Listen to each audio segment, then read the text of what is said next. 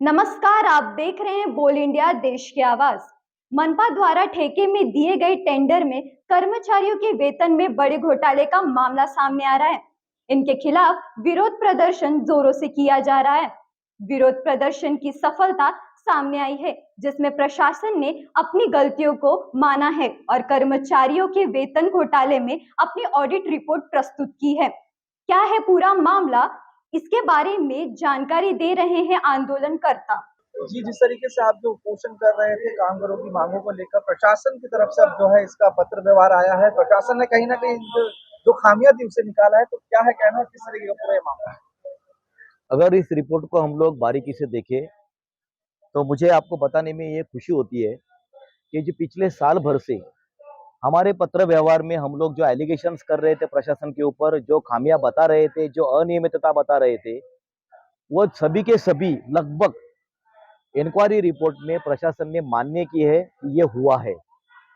सबसे बेसिक बात ये हुई है कि कॉन्ट्रैक्टरों ने जो बिल लिए हुए हैं उससे कम उन्होंने कामगारों को पगार दिया है, उनके पीएफ भी नहीं भरे हैं, उनके ईएसआईसी के पैसे भी नहीं भरे हैं। तो ये बातें प्रशासन ने मान्य की है। सिर्फ मान्य नहीं की है तो 6 कॉन्ट्रैक्टरों को लेकर 1,35,00,000 की वसूली भी समिति ने वो वसूल करने की सिफारिश की है और वो पैसा वसूल करके कामगारों का पगार दिया जाए, उनके पैसे जो पीएफ ईएसआईसी के वो भरे जाए, ये भी समिति ने उसमें कहा हुआ है। इतना ही नहीं कि 5 जो कॉन्ट्रैक्टर्स है, सन डिजिटल है, एएम रामचंदानी है, ऐसे जो हर्षल टेक्निक है, इनकी टेंडर्स तुरंत रद्द की जाए, ऐसी भी सिफारिश वहां पे जो इंक्वायरी कमेटी है उन्होंने की है। असमाधान की बात कौन सी है जिसमें हम लोग खुशी है, अहवाल मिला है, लेकिन समाधान इसके लिए नहीं है। कल्पतरु इंजीनियर जैसी कंपनी है, उसके बारे में कोई अभिप्राय नहीं है। कारण ये दिया जाता है कि हमारे पास डॉक्यूमेंट नहीं आए। तो मुझे अचरज होता है कि ग्राउंड फ्लोर से दूसरे माले पे अगर डॉक्यूमेंट नहीं पहुंचे होंगे तो इसमें कहीं ना कहीं पर डाउट आता है कि कहीं कल्पतरु को कवर तो नहीं किया जा रहा है।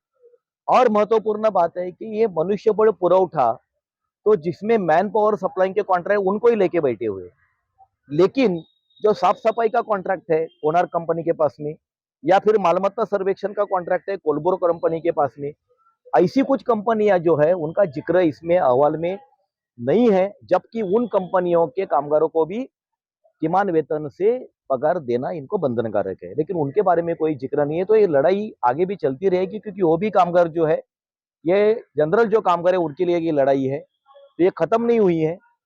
और सबसे हमारा महत्वपूर्ण बात है कि अभी अहवाल मिला है और उन्होंने अहवाल में कहा है कि ये फर्क निकला है, लेकिन ये फर्क जब कामगारों के खाते में आ जाएगा तब इस लड़ाई का जो टप्पा है पहला, वो सफल हो जाए। इसमें जो कई समिति में अचरज की बातें, उसमें जैसे झापी कंपनी को कहा गया है कि उनका कोई फर्क नहीं निकल रहा है।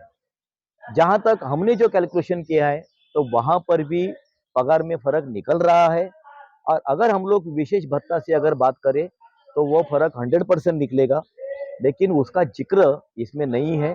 तो ये भी देखने वाली बात है कि भाई उनको कवर किया गया है या अहवाल जो है वो न्यूट्रल है। इसमें गौर करने वाली बात यह है कि ईसीएसआई की यदि बात करें तो पिछले 6 महीने से या कई समय से जो नहीं दिया गया है, अब वो तो जो है वापस नहीं दिया जा सकता, क्योंकि वो भी कहीं ना कहीं इनको जो है कामगारों को नहीं मिला, तो उसको लेकर क्या किया जाएगा? देखिए, अभी ये एक पेचीदा मामला है कि जैसे शार्प सर्विसेज है, शार्प सर्विसेज का ईएसआईसी के पास में कोई रजिस्ट्रेशन ही नहीं था।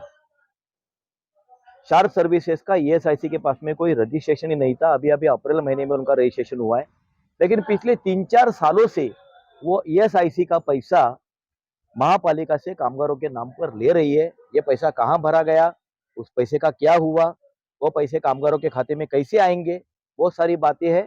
इसके लिए भी फॉलोअप हमारा चलता रहेगा।